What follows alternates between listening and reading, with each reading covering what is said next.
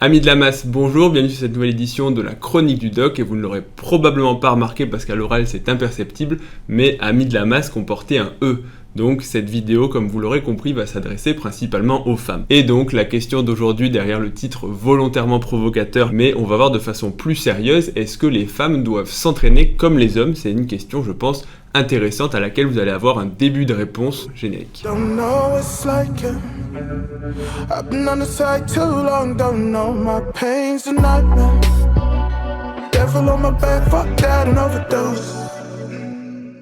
Effectivement, je fais volontairement un titre un petit peu provocateur pour essayer d'attirer du monde. Cette chaîne, pour l'instant, comporte un public assez masculin. La musculation reste un sport malgré tout assez masculin, mais depuis plusieurs années et depuis plusieurs dizaines d'années, on peut voir que le sport se féminise. Alors, il y a toujours autant d'hommes qui pratiquent la musculation, mais ce qu'on peut observer, c'est que les salles de sport comportent de plus en plus de femmes. Si on fait un bref historique de la musculation, initialement, quand on voit les vidéos avec Arnold Schwarzenegger dans les années 60-70, eh bien, il y avait quasiment aucune femme qui s'intéressait à ce sport. Au culturisme, il y avait des femmes qui pratiquaient du sport, mais la musculation, le culturisme, c'était déjà un sport qui était marginal. Alors pour les femmes, c'était encore plus marginal, probablement qu'il y en avait quelques-unes, mais encore une fois, c'était quelque chose de rarissime. Et avec la sortie de Pumping Iron, qui a permis justement de démocratiser un petit peu plus la musculation et le culturisme, il y a eu de plus en plus de femmes. Alors initialement, ça restait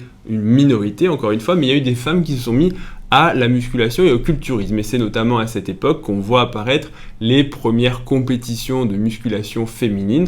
Et il y a un documentaire qui s'appelle Pumping Iron 2 The Woman, qui justement raconte, à l'époque, c'était la Miss Olympia de l'époque, je crois, c'était Rachel McLish, qui justement, on voit son parcours, on voit un petit peu les compétitions féminines. Et on voit également que les corps féminins de l'époque sur les scènes de culturisme n'ont absolument rien à voir avec les corps d'aujourd'hui. Il y a pas mal de facteurs qui peuvent expliquer ça, à la fois de la démocratisation du sport. Plus un sport est pratiqué par un grand nombre de personnes, et plus on va avoir des individus qui vont être doués génétiquement, donc là en l'occurrence des femmes douées génétiquement pour faire du muscle qui vont y participer. Deuxièmement, c'est que plus il y a de personnes et plus on va développer à la fois les salles de sport, les techniques d'entraînement, etc. Donc au final, les femmes vont avoir plus de compétition, donc vont devoir se dépasser et donc vont devoir progresser. Ensuite, bien sûr, il y a aussi la participation des hormones et des produits dopants. On voit qu'à la fois les corps des hommes et les corps des femmes ont augmenté en masse musculaire, ont gagné en définition, ont perdu en masse grasse. Donc bref, pas mal de choses qui ont changé avec les produits, on va dire, interdits. Mais c'est pas tout, c'est vrai que ça a été un petit peu le début de la musculation, puisqu'ensuite le sport s'est véritablement démocratisé de plus en plus. Et je pense que on a assisté à un tournant qui est récent avec l'ère des réseaux sociaux, où il y a de plus en plus de femmes, encore une fois, jeunes, moins jeunes, qui se mettent à la musculation, au culturisme, et tout ça entre guillemets derrière le hashtag FitGirls. Alors les FitGirls, ça veut tout et rien dire, c'est simplement des femmes qui pratiquent la musculation. Comme si nous, nous les hommes, enfin je m'inclus dedans forcément, quand on postait une photo de nous sur un réseau social ou autre, on avait l'obligation de mettre Fit Boy, alors que non, ça veut rien dire. Nous, on est des pratiquants de musculation, on n'a pas de titre Fit Boy, Fit Girls. Donc finalement, les Fit Girls ne devraient pas forcément avoir à se revendiquer comme des Fit Girls. Elles pourraient tout simplement dire « je pratique la musculation » au même titre qu'un homme pratiquerait la musculation.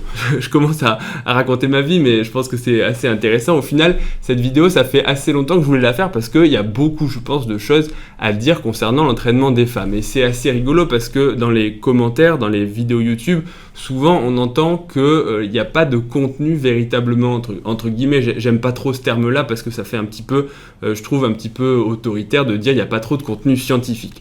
Mais c'est vrai que si on regarde les youtubeurs musculation masculins, il y a un petit peu plus de contenu, on va dire scientifique, poussé, approfondi de l'entraînement, que sur les contenus équivalents féminins où on va plus être, alors encore une fois c'est un ressenti personnel et je demande qu'à avoir tort, donc n'hésitez pas à me partager des comptes féminins qui partageraient de la science ou en tout cas des données plus scientifiques concernant la musculation et l'entraînement des femmes, mais du coup j'ai plus l'impression que les femmes c'est encore du vlogging ou des vidéos et c'est un petit peu la critique qui en ressort entre guillemets, c'est voilà mon entraînement fessier abdos, alors voilà faites 50 répétitions d'élévation des jambes à vide et vous allez avoir des fessiers rebondis. On sait malheureusement que ça ne marche pas comme ça.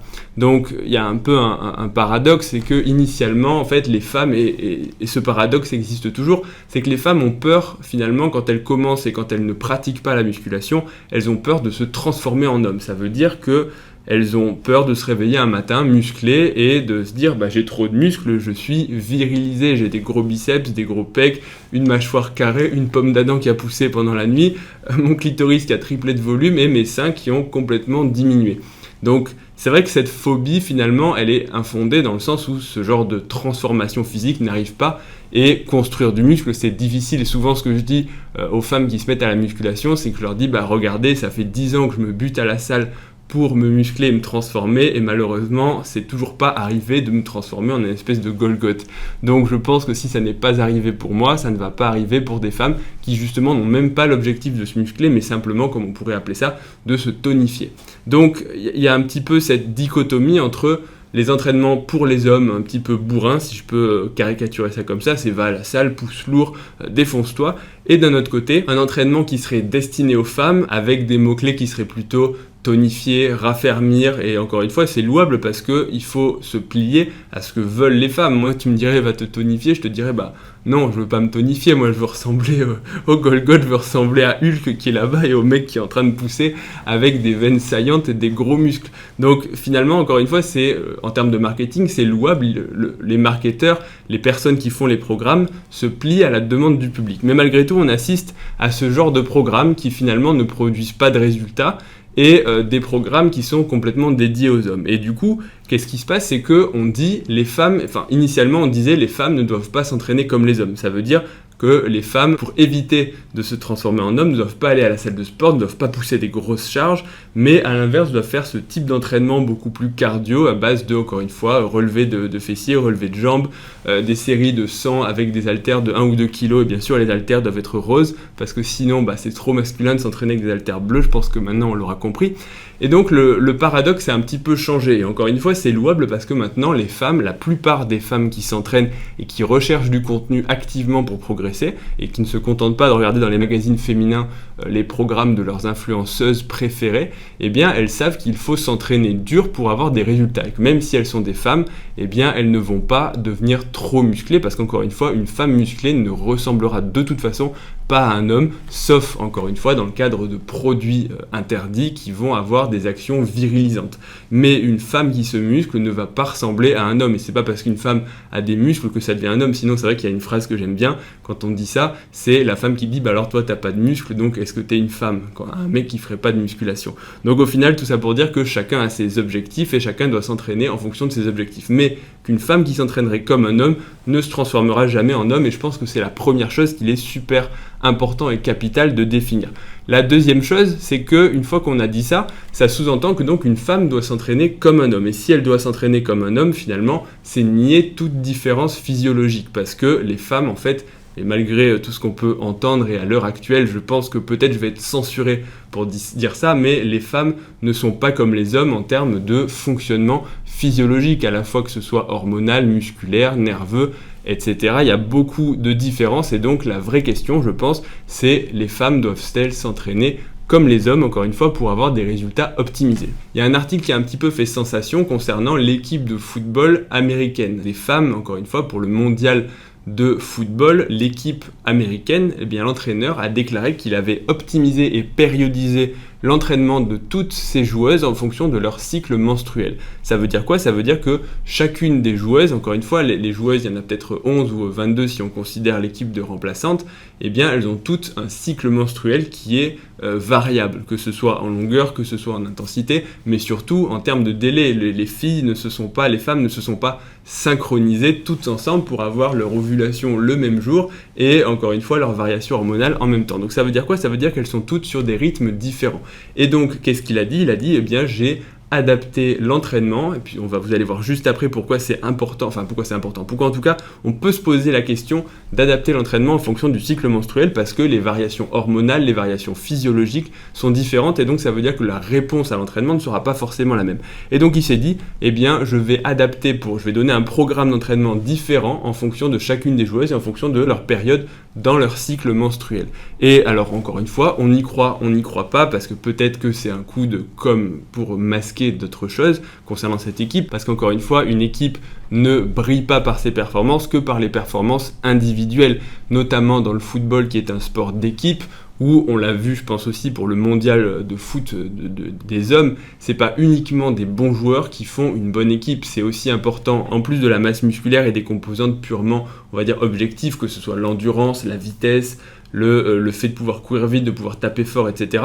On sait que le football, c'est un sport qui est quand même très technique, donc ça va dépendre des talents des joueurs et de la capacité justement à enchaîner, à faire des figures techniques, de la stratégie, parce qu'encore une fois, on peut être brillant techniquement, courir très vite, sauter très haut, mais n'avoir aucune stratégie, jouer trop perso, ne pas faire de passes. Encore une fois, le football, c'est un sport qui nécessite quand même beaucoup de compétences différentes. Et enfin, il y a aussi la bonne entente et la cohésion de l'équipe. Donc, encore une fois, on n'y croit pas. En tout cas, cet article a fait réagir parce que il mettait justement en lumière le fait que les femmes n'étaient peut-être pas comme les hommes. Après tout, les hommes, le taux hormonal, il est globalement constant tout au long de la vie. Alors de la vie, bien sûr, la testostérone décroît avec l'âge, etc. Mais on va dire que sur un mois, sur un an donné, globalement, le taux hormonal reste le même et la testostérone ne fluctue pas. Alors que chez la femme, eh bien, c'est différent. Et encore une fois, selon la phase du cycle, on sait qu'il y a plusieurs hormones féminines, les œstrogènes, la progestérone, mais également les hormones au niveau de l'hypothalamus et l'hypophyse qui vont commander la production hormonale au niveau des ovaires, que sont donc la FSH, la Follicle Stimulating Hormone, et la LH, la Luteinizing Hormone. Donc ces deux hormones ont également des actions. Et donc une fois qu'on a dit ça, eh bien on sait que les hormones fluctuent différemment. Grossièrement, pendant la première partie du cycle, il y a les œstrogènes qui vont augmenter progressivement jusqu'à atteindre un pic au moment de l'ovulation, donc en gros à la moitié du cycle, au 14e jour, alors que la progestérone, elle est basse pendant la première partie du cycle, et ensuite ça va un petit peu s'inverser. La progestérone va augmenter et les œstrogènes vont diminuer, mais pour rester à un taux plus élevé que lors de la première phase en moyenne. Et donc, ça veut dire quoi ? Ça veut dire que chacune de ces deux hormones va avoir une action au niveau de l'organisme. Et ça, c'est prouvé encore une fois, que ce soit au niveau des muscles, des tendons, du système nerveux, du métabolisme. Donc, l'action des hormones est globale sur l'organisme. Donc, ça veut dire quoi ? Ça veut dire que très probablement, il y a des différences physiologiques, que ce soit en termes de performance, mais aussi en termes de récupération, de risque de blessure, et plus globalement d'impact de l'entraînement sur les résultats en fonction de ces hormones. Donc ça veut dire quoi ? Ça veut dire qu'on pourrait finalement adapter l'entraînement en fonction du cycle menstruel. Ça, ce serait la première différence, c'est que les femmes sont des machines, entre guillemets, beaucoup plus finement régulées que les hommes. C'est vrai que si on considère ça, eh bien, les hommes, on est un petit peu plus bourrin, c'est je pousse et en gros, je me soucie pas de grand-chose. Alors que les femmes, c'est un petit peu plus compliqué et je pense que tout le monde sera assez d'accord pour dire que c'est plus difficile de comprendre une femme que de comprendre un homme en termes de besoins. Donc en fait, dans cette vidéo, je vais pas m'attarder parce que il y a beaucoup de choses à dire et encore une fois, n'hésitez pas à me dire dans les commentaires et à partager à vos amis avec un E, encore une fois, si ça vous plaît et surtout si ça vous intéresserait d'en savoir plus, parce que c'est malgré tout beaucoup de boulot de recherche pour vous donner des informations à jour et je pense que le sujet, il est vraiment très vaste, il y a énormément de choses à dire et on sait que c'est un sujet qui est pour l'instant à ses débuts. Il y a beaucoup de recherches qui sont faites, mais il y aura aussi beaucoup de recherches qui vont être faites. Dans tous les cas, voilà ce qu'on peut dire en termes de différence entre les hommes et les femmes. Et j'ai noté pas mal de choses qui sont différentes, juste pour pas les oublier. Mais la première chose, donc on en a parlé clairement, c'est au niveau des hormones. Ça, c'est la première grande différence entre les hommes et les femmes, mais c'est clairement pas la seule. La deuxième, c'est au niveau, par exemple, du métabolisme. On sait que le métabolisme des hommes et le métabolisme des femmes n'est pas le même, que ce soit par le biais d'autres hormones, notamment les hormones thyroïdiennes, à la fois leur synthèse mais également leur action périphérique, mais sur aussi les différentes filières énergétiques utilisées. C'est pas la même chose entre un homme et une femme sur l'utilisation des glucides, des lipides et des protéines. Et encore une fois, ça pourrait même varier au sein du cycle, alors que chez un homme, ça reste constant, mais chez une femme, ça pourrait être une utilisation préférentielle des glucides ou des lipides ou encore des protéines en fonction de la phase du cycle. Donc là aussi, ça peut être des pistes à la fois de réflexion, mais aussi de vidéos pour expliquer les différences et encore une fois pour que vous, mesdames, vous puissiez adapter votre régime alimentaire, vos entraînements au mieux en fonction de votre profil hormonal et surtout de votre cycle menstruel pour peu que ça fasse une différence, mais je pense que ça pourrait en faire une. Il y a également une différence en termes de composition corporelle. On sait que les femmes ont tendance à stocker plus de graisse que les hommes et à avoir initialement un petit peu moins de masse musculaire. L'autre chose, c'est la répartition. Les femmes ont tendance à avoir plus de masse musculaire au niveau du bas du corps, sans entraînement bien sûr. Et encore une fois, c'est une moyenne, c'est une généralité. Bien sûr qu'il y a des femmes très musclées du haut et des hommes qui ne sont pas musclés du haut ou pas musclés du bas. Bref, encore une fois, tout ça c'est une moyenne. Mais généralement, les femmes ont tendance à avoir plus de muscles au niveau du bas du corps, ce qui explique qu'elles ont en général plus de prédisposition à faire des performances au squat ou à la presse à cuisse, plutôt que par exemple aux tractions. Il y a assez peu de femmes sans entraînement qui arrivent à faire des tractions, alors que c'est beaucoup plus courant des femmes qui arrivent à prendre des charges assez, entre guillemets, importantes au squat. Il y a également des différences au niveau du système cardiovasculaire et de l'endurance, la capacité aérobie, c'est-à-dire la capacité à produire un effort dans la durée, mais également une différence, et ça c'est assez flagrant pour les femmes qui s'entraîneraient et qui copieraient l'entraînement d'un homme ou qui utiliseraient des calculateurs, c'est qu'on sait qu'en moyenne, encore une fois,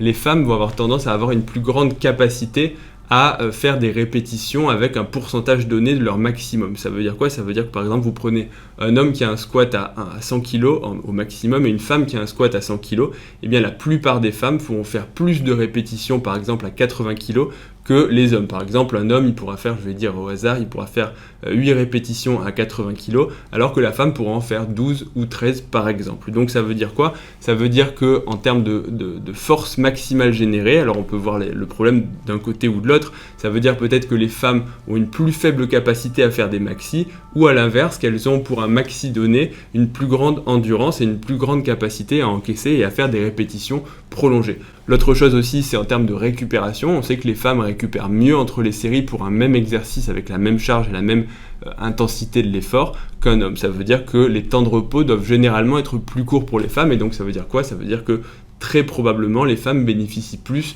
des entraînements avec des circuits ou des enchaînements d'exercices puisqu'elles peuvent mieux encaisser. Encore une fois, c'est une moyenne. Un homme qui s'entraîne intensément aura une meilleure capacité de récupération qu'une femme qui débute la musculation ou le cardio-training. Il y a également des différences en termes de composition en fibres musculaires.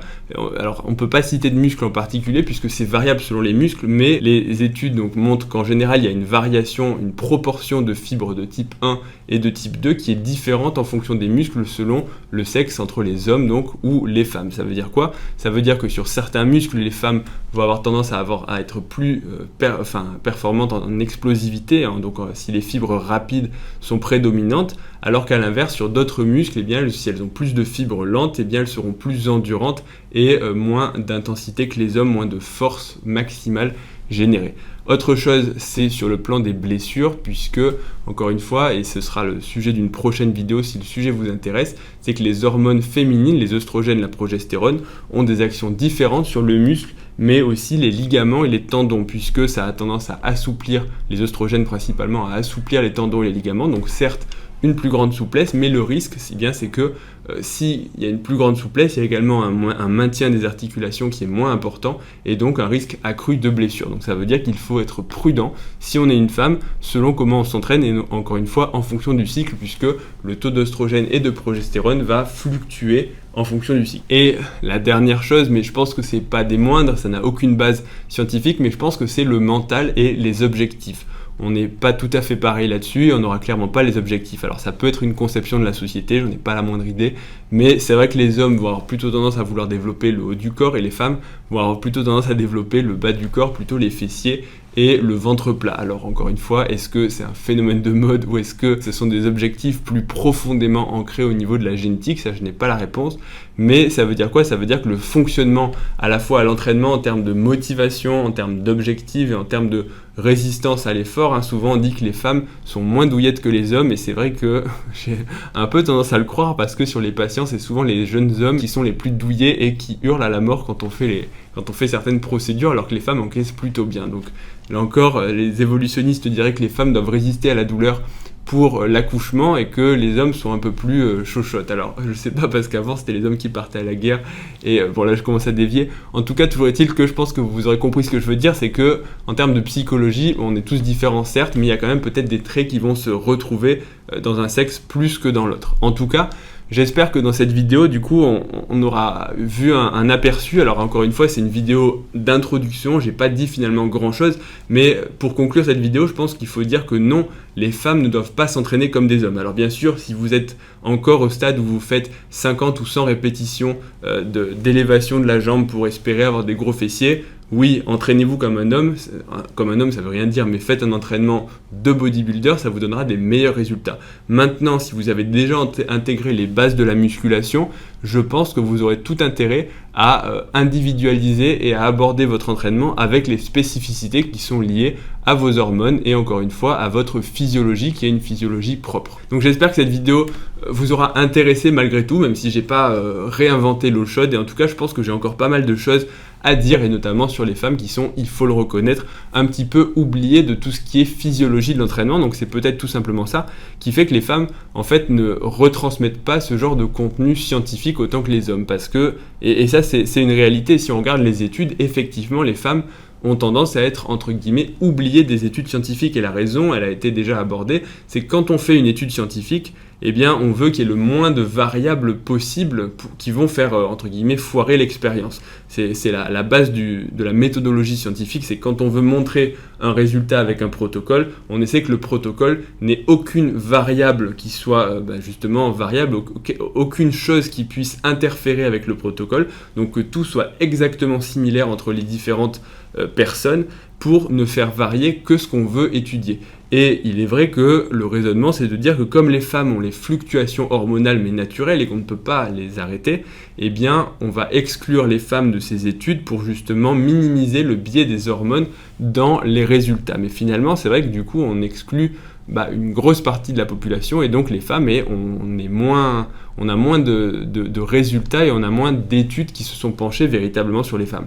Donc c'est en train de changer parce qu'encore une fois les mentalités sont en train de changer et il y aura très probablement beaucoup plus de données scientifiques sur le sujet des femmes dans le sport, mais dans la médecine en général, dans les années à venir. En attendant, voilà, j'espère que cette vidéo vous aura plu, vous aura donné envie d'en savoir plus, et encore une fois, si vous avez des amis à qui vous pourriez recommander ce genre de vidéo, n'hésitez pas, parce que quand je fais des vidéos, c'est sûr que si le public est là, c'est toujours mieux que quand je vois que la vidéo n'intéresse personne. Même si, encore une fois, je fais les choses qui me plaisent avant vous, si ça vous plaît et si il y a un retour positif, c'est toujours plus agréable et donc ça donne envie de continuer, parce que si je passe 4 ou 5 heures à faire la bibliographie d'un sujet et qu'il y a personne qui voit la vidéo, que ça n'intéresse personne, c'est tout de suite moins intéressant. Donc voilà, donc les femmes, ne vous entraînez pas comme les hommes et je pense que vous aurez pas mal de choses à faire. Donc le seul conseil que je vais dire en conclusion de cette vidéo, c'est que si vous êtes une femme, et encore une fois je vais juste aborder rapidement le problème des autres vidéos, c'est que sur les études, bien souvent il n'y a pas de données concluantes parce que les effectifs sont faibles et que les variations hormonales ne sont probablement pas spectaculaires, en tout cas pas assez pour faire des choses significatives dans les études. Ça veut dire quoi? Ça veut dire qu'on pourra très probablement pas vraiment se fier aux résultats des études pour tirer des conclusions qui soient valables. Donc la meilleure chose, je pense, que vous pouvez faire, mesdames, c'est de noter vos performances sur un carnet en fonction de votre cycle propre menstruel. Et très rapidement, au bout de, je pense, 3, 4, 5, 6 mois peut-être, si vous constatez une tendance, que vous êtes plus forte, que vous êtes plus endurante, que vous vous blessez plus, dans une ou l'autre partie du cycle, ça vous donnera des pistes pour vous-même adapter votre entraînement en fonction de ce cycle qui finalement est naturel. Bon, je vais arrêter de parler parce que là j'en ai beaucoup trop dit. En tout cas voilà, j'espère que la vidéo vous aura plu. N'hésitez pas à mettre un pouce bleu si ça vous a plu pour ma dopamine, parce que moi aussi j'ai besoin d'hormones qui soient positives. Et puis qu'est-ce que je peux vous dire d'autre? N'hésitez pas à vous abonner à la chaîne pour d'autres vidéos. Et retrouvez-moi sinon sur Instagram Dr Miaous. Et puis sinon, je vous dis mesdames mais aussi messieurs, puisque vous ne serez pas non plus oubliés de la chaîne. À bientôt pour la prochaine vidéo. Salut à tous.